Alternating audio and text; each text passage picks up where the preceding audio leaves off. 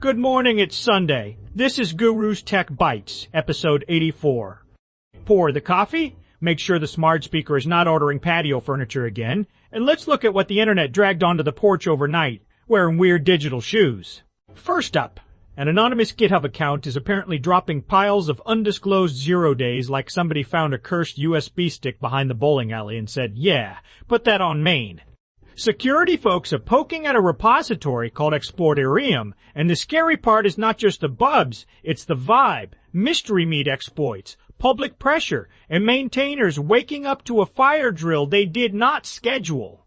Second, OpenRA is getting Hack News excited, because sometimes the future of technology is a lovingly rebuilt real-time strategy engine from the era when a computer desk had one beige tower, 3 cables, and a cup holder that was actually the CD-ROM tray. It's open source, it's nostalgic, and honestly it is refreshing to see people arguing about tanks and modding, instead of whether an AI agent should be allowed to expense lunch.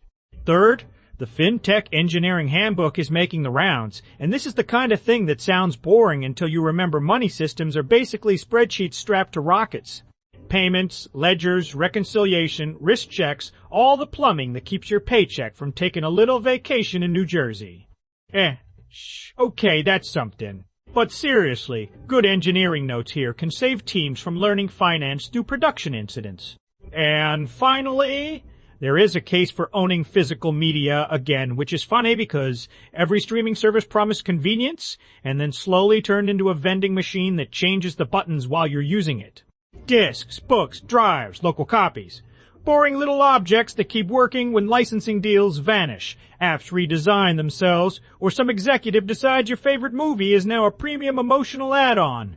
That's your Daily Bite. Have a great day. Until next time.